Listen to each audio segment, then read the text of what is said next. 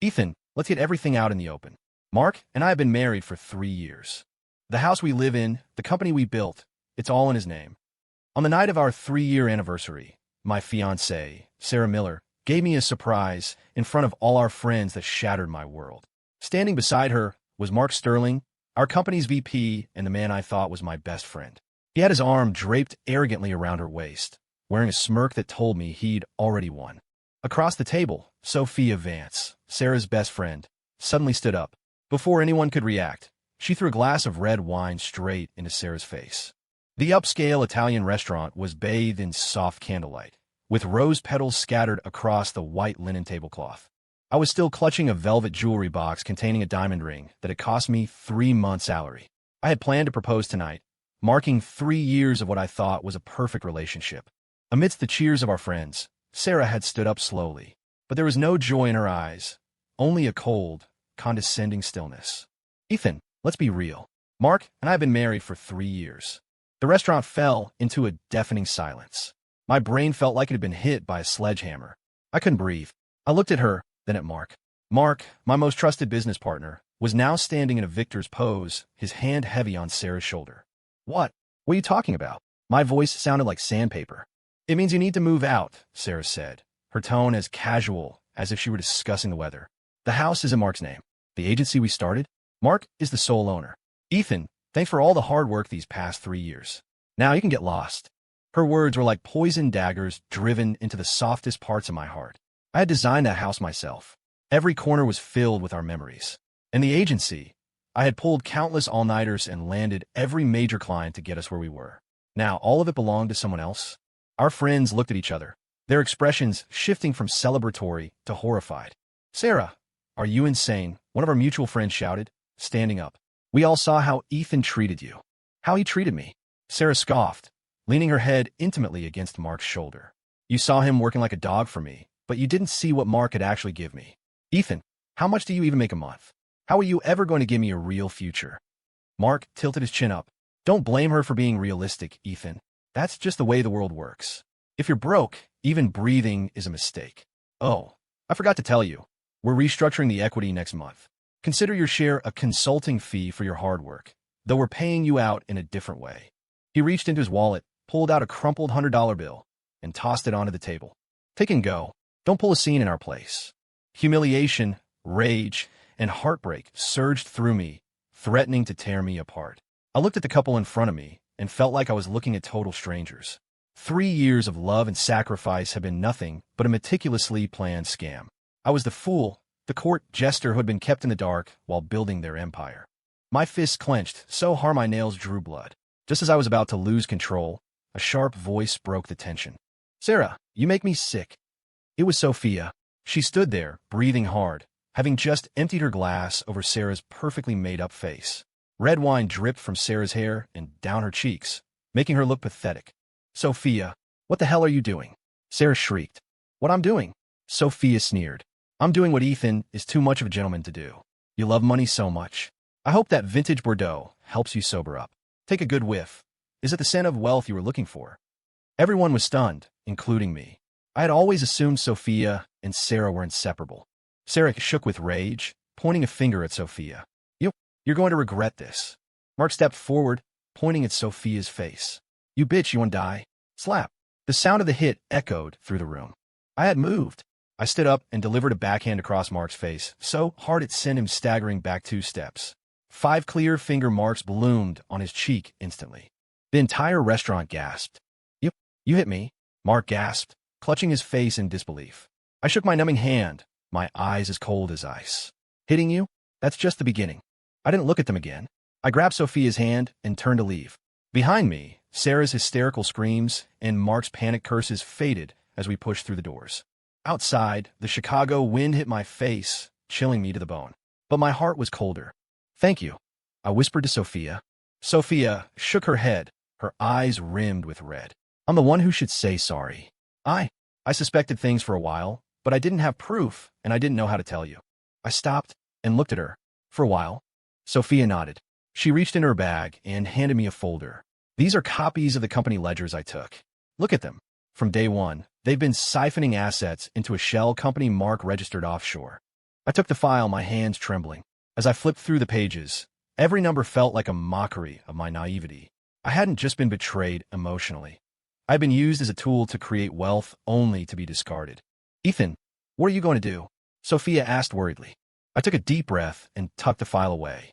The last flicker of warmth in my eyes vanished, replaced by a dark, clinical coldness. I took out my phone and dialed a number I hadn't touched in 3 years. The call was picked up on the first ring. A deep, authoritative voice came through. Kid, you're finally calling? Is that ridiculous test of yours over?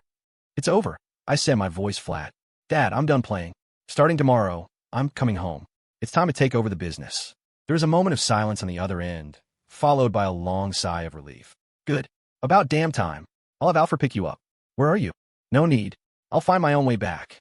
I hung up and looked at the city lights. 3 years ago, I graduated college and walked away from my inheritance. I wanted to prove I could make it on my own, and I wanted to prove that Sarah loved me, not my family's name. Now, I realize what a joke that was. My father, the chairman of the James Group, had made a deal with me. If I couldn't produce results that satisfied him within 3 years, I had to return and manage the multi-billion-dollar estate. For 3 years, I had lived under a pseudonym, starting as a low-level salesman and eventually founding that small agency with Sarah and Mark. I thought I had earned love and success. Instead, I found out I was just a puppet in someone else's game. The love was a fraud. The business was a hollow shell. Ethan, Sophia looked at me, her eyes filled with a mix of sympathy, worry, and something else I couldn't quite read. I'm fine, I said, offering a smile that felt more like a grimace. Thanks for tonight, Sophia, and for this file. It means everything. We're friends, aren't we? Sophia bit her lip. So, are you going to go to the office and cause a scene? Mark is a petty man, Ethan. I'm afraid of what he might do. A scene. I shook my head, a cold glint in my eyes. I'm not going to cause a scene. I'm going to make them beg to give back everything they stole, with interest. Sophia looked at me, and for a moment, I seemed like a stranger to her. She didn't ask anything else, only gave a silent nod. I dropped Sophia off and went back to the place I once called home. The door was unlocked, and the interior was a mess. My belongings had been tossed into the center of the living room like a pile of trash. Sarah and Mark were on the sofa, supervising a couple of movers who were throwing my things into boxes. When Sarah saw me, she didn't even look up. She just waved a hand dismissively. You're finally back? Take your junk and get out. It's an eyesore. Mark stood up and walked over to me. He patted my cheek condescendingly, his tone mocking. Well, if it isn't the great creative director. What's the matter? Got nowhere to go. You want another $100 for a cheap motel? The gesture was pure insult. I didn't move. I just looked at him, my gaze terrifyingly calm.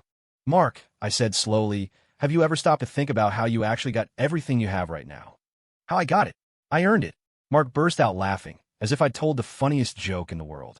Ethan, you can't be so naive to think this company wouldn't exist without you. Let's be honest. From the start, you were just a pawn in our plan. Free labor. Your ideas, your clients. They're all mine now. Is that so? I smiled thinly. Then do you know why your biggest client, Henderson Global, agreed to work with a small-time agency like ours?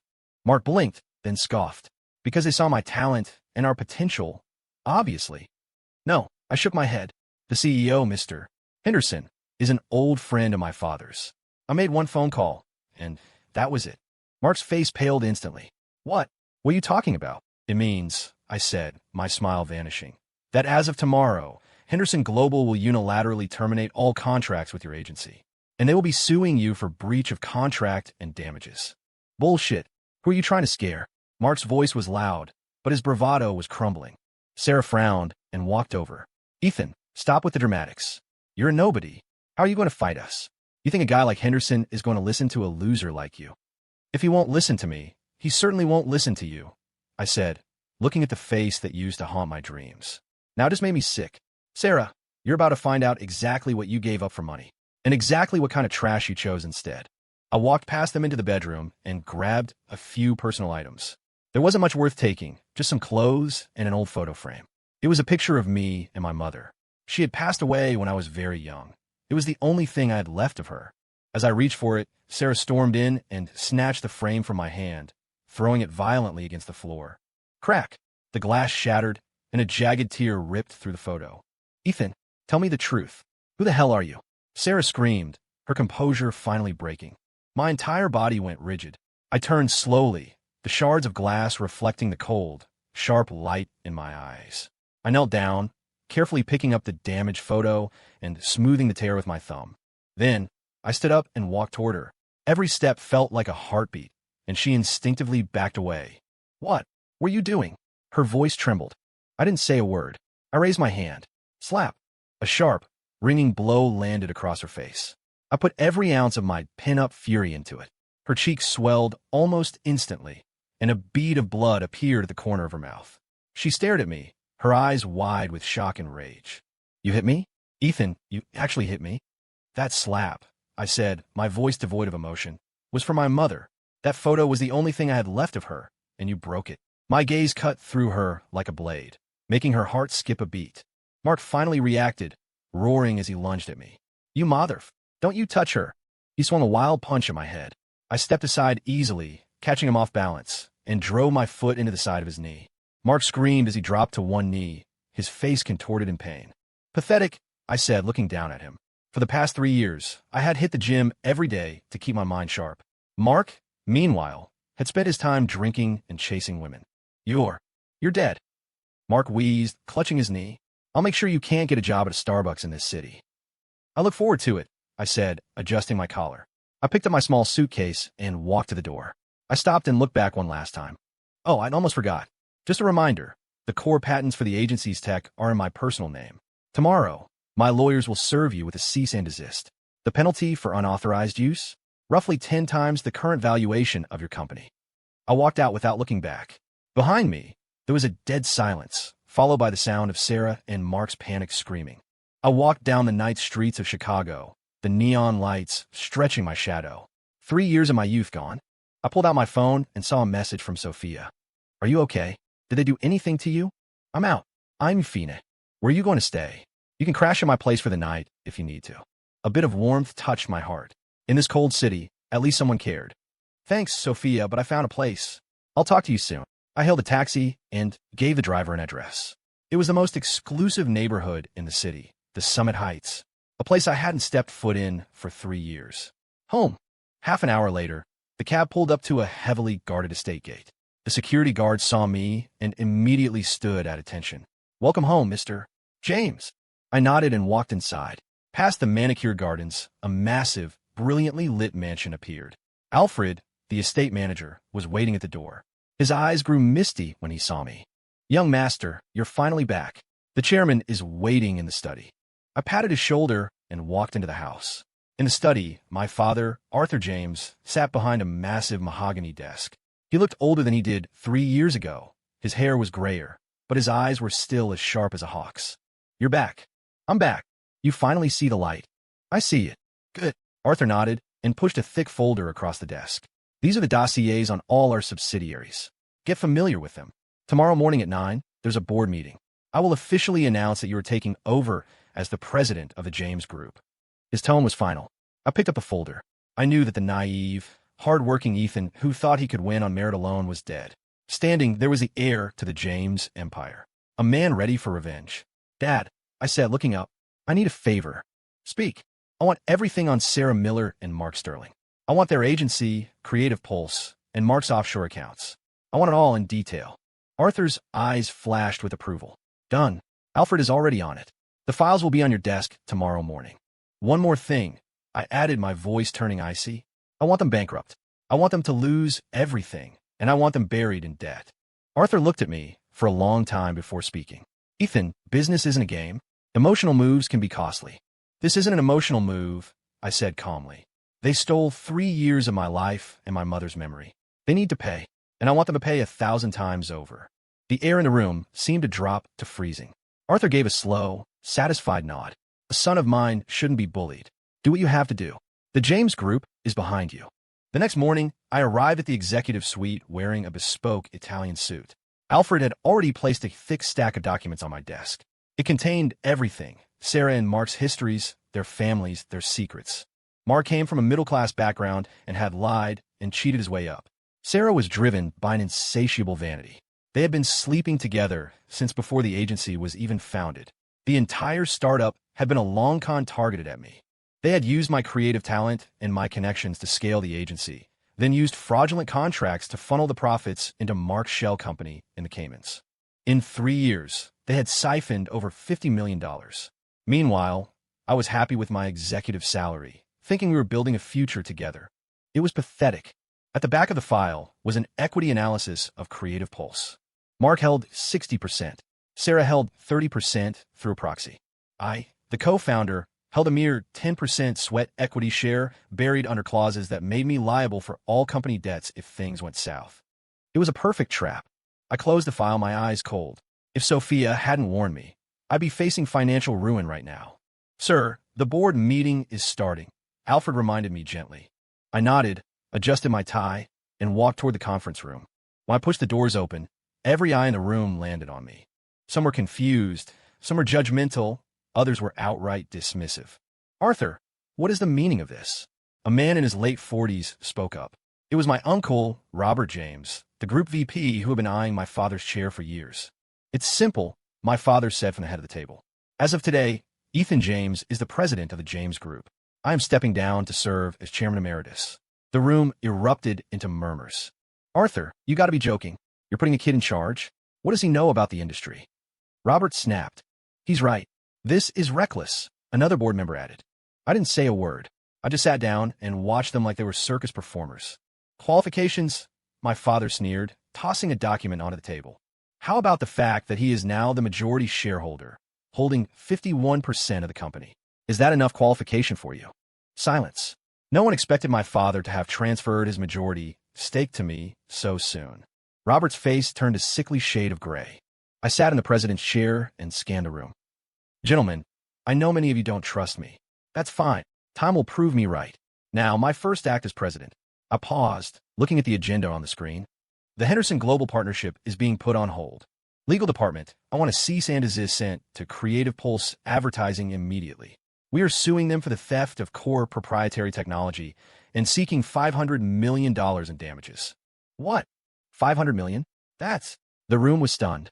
The Henderson deal was the biggest project of the year, worth billions. Creative Pulse was an ant compared to us. Why put a billion-dollar deal on hold to crush an ant? Robert was the first to object. Ethan, you've lost your mind. Do you have any idea how much money we lose by delaying the Henderson project? You're risking the entire company for a personal grudge. Robert, watch your tone. I am the president, I said coolly. I'm not risking the company. I'm protecting its assets. If our core patents are being used by a bottom-tier agency, it devalues our brand and our future products. A $500 million lawsuit is just the opening move. They need to learn that stealing from the James Group has consequences. My voice was firm, and my gaze was sharp enough to stifle any further protest. The room stayed silent. Since there are no other objections, the motion carries, I said, standing up. Meeting adjourned. Back in my office, I called Mr. Henderson. Jim, it's Ethan. Ethan, good to hear from you. Your father told me the news. Congratulations on the promotion, President James. Thanks, Jim. Look, I'm calling to let you know we might need to push the launch back a week. Oh, everything okay? Just a bit of trash that needs taking out. Don't worry, I'll have a better proposal on your desk within 7 days. Haha, no problem. I trust you, kid. Don't let me down. I hung up, a cold smile playing on my lips. Sarah, Mark, the game has just begun. I wanted to see how long they'd last without their biggest client and without the tech they stole. Meanwhile, over at Creative Pulse, Sarah and Mark were losing their minds over the call from the James Group legal team. $500 million. Are they insane? Mark roared, sweeping everything off his desk. Sarah was deathly pale. She couldn't understand it. How did Ethan, the broke loser, suddenly become the president of the James Group? The James Group was a titan of industry. It has to be a mistake. How could Ethan be a James?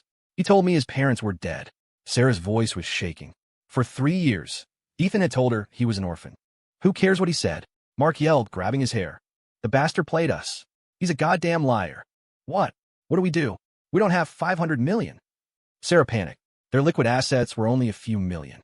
The money they'd siphoned was tied up in high-risk offshore investments. Call a lawyer. I don't care what it costs. Mark gritted his teeth. However, every major law firm in Chicago turned them down the moment they heard the opposing party was the James Group. No one was stupid enough to offend a billionaire for a small retainer fee. Just as they were spiraling, the receptionist called. Mr. Sterling, the secretary from Henderson Global, is here. They want to talk about terminating the contract. What? Sarah and Mark screamed in unison. Henderson Global was their lifeblood. If they pulled out, the agency would collapse in days. They ran to the conference room. The secretary was waiting, looking stern. "What is this about? Our partnership has been great," Mark said, forcing a smile. The secretary pushed a document across the table. "Mr. Henderson's orders. Effective immediately, Henderson Global is terminating all business with Creative Pulse. Furthermore, per the contract, since you cannot fulfill the remaining services, we are seeking $30 million in liquidated damages." $30 million. The number hit them like a physical blow. "This isn't fair," Sarah shrieked. "This is Ethan. He's behind this." The secretary looked at her coldly. "We choose our partners freely. As for Mr. James, yes, he spoke with Mr. Henderson. But even without that, Henderson Global does not do business with people who steal intellectual property." He stood up and walked out without another word. Sarah and Mark slumped into their chairs, faces ashen. A $500 million lawsuit and a $30 million debt. The weight was crushing them. Word spread through the office instantly. The top talent began calling recruiters before lunch. In a single day, the agency they had spent 3 years building was on the verge of total collapse. "This is your fault," Sarah exploded, pointing at Mark. "If you hadn't insisted on stealing those patents, we wouldn't be in this mess." "My fault." Mark pushed her back. "Who told me Ethan was a useless loser we could use? But wanted the offshore money for designer bags and a new Porsche? We're in this together, Sarah." They began screaming at each other like rabid dogs. I watched it all through the hidden camera I'd left in the office, sipping a coffee. "It's all set, sir," Alfred said, entering my office. "We've reached out to their core staff with offers they can't refuse. Also, the banks have been notified. They'll be calling in the agency's loans by tomorrow morning." I nodded. "Good. Keep the pressure on. I want them to know the meaning of true despair." My phone rang. It was Sophia. "Ethan, I heard. You're the president of the James Group?" Her voice was full of disbelief. "News travels fast," I said with a light laugh. There was a long silence. Is what you're doing to Sarah and Mark because of the file I gave you?" I could hear the guilt in her voice. "Sophia, don't go there," I said seriously. "This has nothing to do with you. Even without that file, I wouldn't have let them go. You helped me, and I'm grateful. But no buts. I'm just taking back what belongs to me. You, however, are still working there. Be careful. They're going to be looking for someone to blame." "I quit today," Sophia said. Sarah screamed at me, tried to hit me, but security stopped her. My eyes turned cold. "She tried to touch you?" "I'm fine. I handled it," Sophia said, her voice sounding lighter. "I just wanted to let you know I'm looking for a new job." "Don't bother," I said. "Come to the James Group. I need a chief of staff I can actually trust." Sophia was silent so long I thought the call dropped. "Ethan, are you serious? Chief of staff for the James Group? Do I sound like I'm joking?" I asked. "I've seen your work for 3 years. You're sharper and more organized than anyone in that office. And you're the only person I trust. The job is yours. But I just went to a state school. I'm afraid I'll mess it up." "If I say you can do it, you can do it," I interrupted her self-doubt. "Tomorrow at 9, my office. It's an order, not a suggestion." I hung up before she could say no. I wanted her close for 2 reasons. I genuinely needed her help, and it was the only way to keep her safe from Sarah and Mark's inevitable lashing out. The next day, Sophia appeared at my office. She was wearing a professional suit and light makeup, looking sharp but clearly nervous. "Mr. James," she said formally. "Come in." I pointed to the sofa. "Seat." I had my secretary bring her coffee and pushed a contract across the desk. "Special assistant to the president. $1 million salary, housing and car allowance, top-tier benefits. Any questions?" Sophia's jaw dropped. "Ethan, this is too much. I can't take this. This isn't a gift. It's what you're worth," I said firmly. "I need you to be my eyes and ears. This price is actually a bargain." She hesitated, then finally signed. I'll do my best." Over the next few days, Sophia adapted with incredible speed.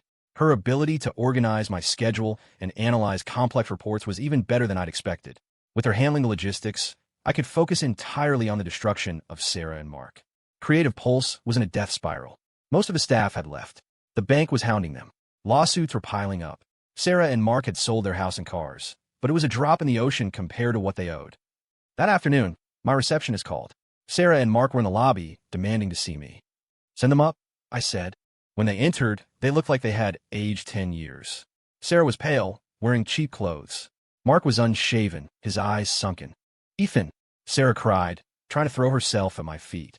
I was wrong. Please forgive us. For the sake of our 3 years together, let us go. I stepped aside, letting her fall to the floor. 3 years? You mean the 3 years you spent spending my money while sleeping with him? Sarah's face went white. Mark dropped to his knees, slapping his own face. Mr. James, I was blind. I was a fool. Please, just let me go. I'll do anything. I watched their performance with total indifference. Now you beg? It's too late. I gave you chances. You push yourselves into this abyss. Ethan, do you really have to be this cruel? Sarah screamed, dropping the act. She stood up, her face twisted in rage. Aren't you afraid of karma? Karma. I laughed. If karma exists, it's currently knocking on your door. My karma is watching you two rot. The door opened, and Sophia walked in.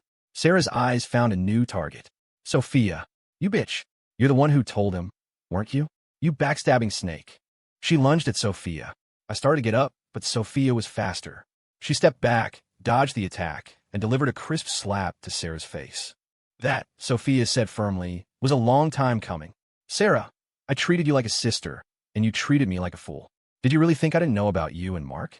I stayed quiet out of loyalty, but you don't even know what that word means. Sarah stared at her, stunned. She never expected the quiet Sophia to fight back. You hit me too.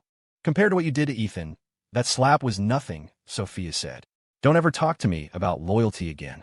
I signaled the security guards. Get them out. They are banned from this building for life. Sarah screamed curses as she was dragged out. Mark followed like a broken man, muttering to himself. You okay? I asked Sophia. Yeah, she sighed. It's just sad. The Sarah I knew wasn't like that. People change when they get greedy. I said, don't waste tears on her. I looked at her and changed the subject. Are you free tonight? I need a date for a gala. Sophia blinked.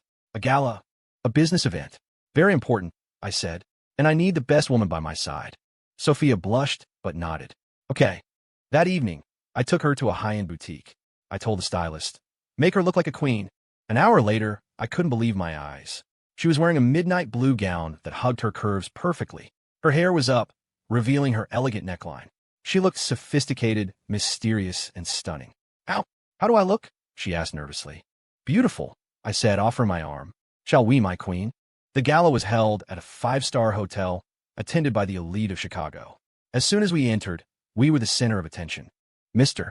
James, who is this lovely lady? People asked. I just smiled and introduced her as my partner. Sophia handled herself with grace, despite her initial nerves. Then a familiar, unpleasant voice broke through. Well, if it isn't the new president. It was my uncle, Robert. He was walking toward us with a young woman on his arm. Robert, I said coldly. Ethan, I have to say, your taste is interesting, Robert sneered, looking at Sophia with disdain. You dump one gold digger and pick up a pretty little assistant? These girls are fine for a weekend, but they don't belong at a table like this. Sophia's face went pale. I pulled her behind me and looked Robert in the eye.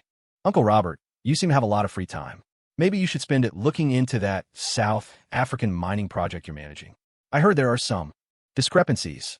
Robert's face turned white. That project was a mess of mismanagement and hidden losses that he'd been covering up for years. He thought nobody knew. How did you a month? I whispered. You have 1 month to clean it up, or you won't just be fired. You'll be indicted. And I stepped closer. Sophia is the woman I love. Watch your mouth, or I'll make sure you spend your retirement in a cell. I left him standing there, drenched in a cold sweat. The atmosphere lightened after that, but Sophia seemed down. What's wrong? I asked. Nothing, she lied. I just feel like I don't fit in. He was right. We're from different worlds. I took her hand. Sophia, look at me. There are no different worlds. There is only the world I want to be in. And right now, I want you to be the most important person in mine. She looked at me, her eyes shimmering. Ethan, I love you, Sophia. I said. I think I have for a long time.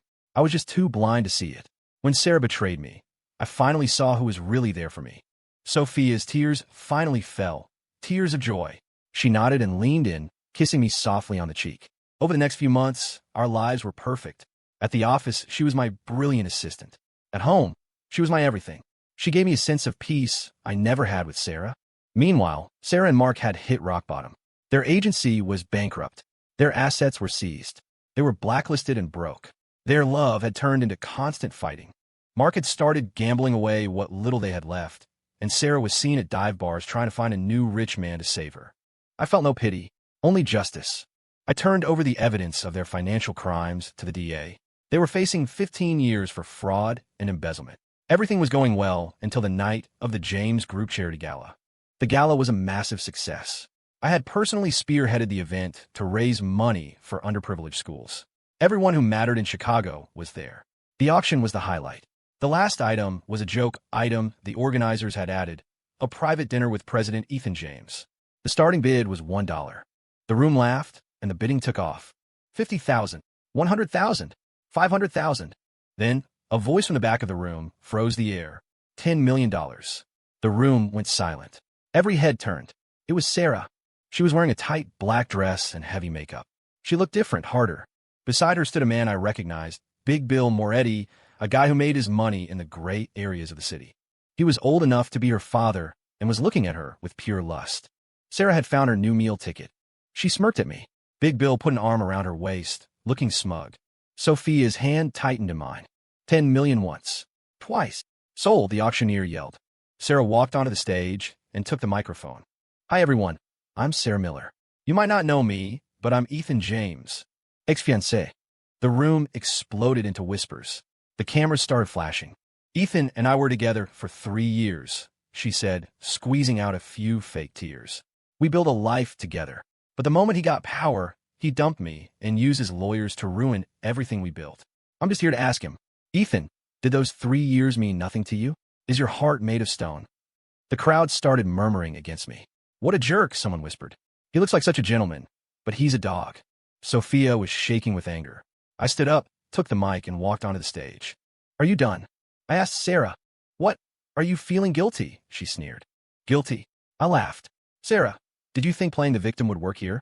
I snapped my fingers. The massive LED screen behind us lit up. It was a video from our anniversary night. Ethan, let's be real. Mark and I have been married for 3 years. The house, the company, it's all in his name. Now, you can get lost. The room went silent. Then the screen showed Mark throwing the $100 bill at me. Then it showed Sarah smashing the photo of my mother. Finally, it showed the forensic accounting of their embezzlement. The evidence was undeniable. The crowd's sympathy turned into disgust. Oh my God, she's a monster, someone yelled. Sarah's face went white. No, it's fake. He's lying. I pulled out a voice recorder. It was her and Mark in my office, begging for mercy and admitting their crimes. Sarah collapsed on the stage. Big Bill looked at her like she was a piece of rotting meat. He realized he'd just publicly tied himself to a woman who had crossed the James Group. He glared at her, turned around, and walked out without a word. Sarah, I said, looking down at her. In a world of power, your little games are just a joke. You destroyed my past, so I'm destroying your future. It's only fair. I walked off the stage, took Sophia's hand, and we left. Sarah's hysterical screaming followed us out, but it didn't matter anymore. She was done in the city.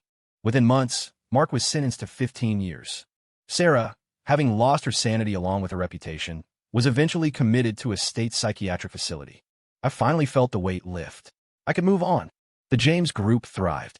My father was thrilled and began hinting that he wanted grandkids. Ethan, Sophia is a treasure. Don't make her wait. I didn't intend to. I planned a surprise proposal on a private island. Under the stars, on a beach covered in petals, I knelt before her. Sophia, I was a fool for a long time, but you were the light that brought me home. Will you marry me? She cried and said yes. Fireworks filled the sky. We were married a month later on that same island. It was small and beautiful. My father cried. Even Robert, who had been demoted and humbled, showed up to offer a sincere apology. We went on a month-long honeymoon around the world. For the first time, I wasn't a president or an heir.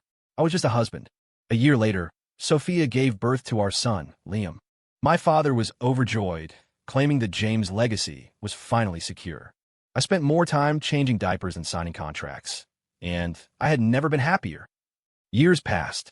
The James Group became a global empire. Sophia remained my partner in everything. One autumn afternoon, Alfred told me someone was at the gate. She says her name is Sarah Miller. I met her in the tea room. She was a ghost, thin, gray, and wearing rags. I'm dying, Ethan, she said hoarsely. Late-stage cancer. I just wanted to see you one last time. She told me she regretted everything. She said she wished she'd chosen the poor Ethan over the money. If I could go back, she sobbed. Sarah, I said quietly, there is no going back. And you aren't sorry. You're just jealous of what I have now. If I were still broke, you wouldn't be here. I gave her a card with enough money for her hospice care. Don't come back. This is the last thing I will ever do for you.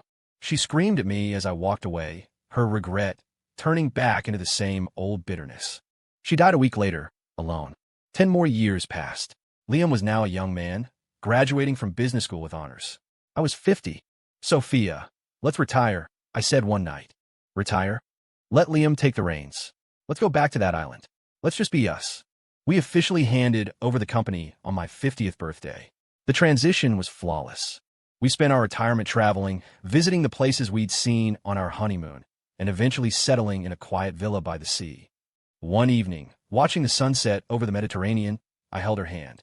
Would you do it all again? I asked. In a heartbeat, she whispered. I kissed her, knowing that the test I'd started all those years ago had finally led me to the only thing that actually mattered. Story complete.